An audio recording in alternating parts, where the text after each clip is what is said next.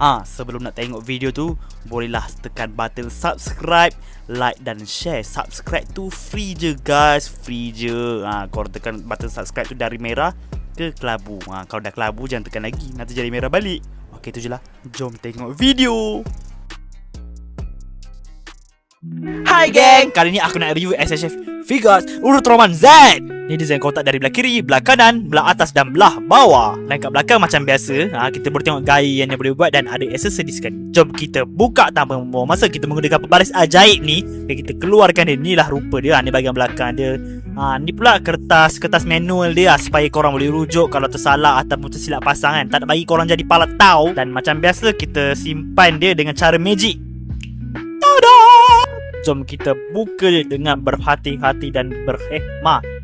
Inilah rupa dia. Kita keluarkan Ultraman Z yang sangat comel lah. Comel juga kan. Tapi sebelum tu kita kena keluarkan semua plastik-plastik yang ada kat badan dia ni. Barulah kita boleh payung sikit.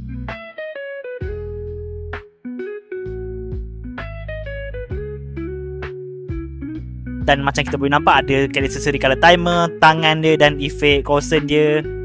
Jom kita tengok dia punya articulation pula. Kepala dia boleh ke kiri, boleh ke kanan, boleh bawah dan atas. Macam ni. Lepas tu tangan dia boleh naik angkat macam ni, nampak ketiak dia sikit macam tu. Boleh gerak-gerak macam ni dengan bebas. Boleh pusing tangan dia 360 Lepas tu siku dia pun boleh buat macam ni. Articulation kat belah dada dia dan belah pinggang dia boleh pusing-pusing macam ni, supaya korang boleh bebas nak buat gaya apa pun yang boleh. Bahagian kaki dia boleh kangkang macam ni. Peha dia boleh pusing-pusing. Lepas tu boleh angkat ke depan dan ke belakang. Bahagian lutut pun boleh juga bergerak. Bahagian pergelangan kaki boleh pusing-pusing macam ni. Bahagian ujung kaki pun boleh lipat. Jom kita buat gaya dia terbang pula.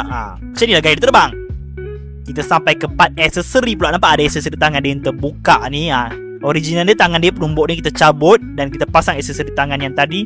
Kita tengok gaya apa yang boleh dia lakukan.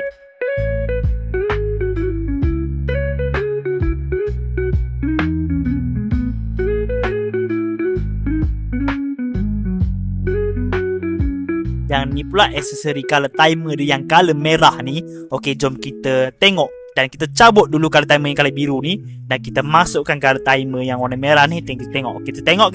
Ngam tak ngam. Ngam soy.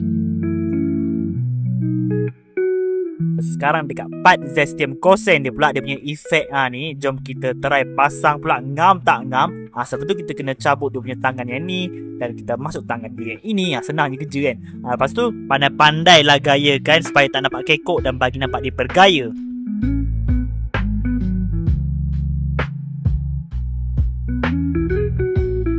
Okey, itu saja review aku untuk kali ni.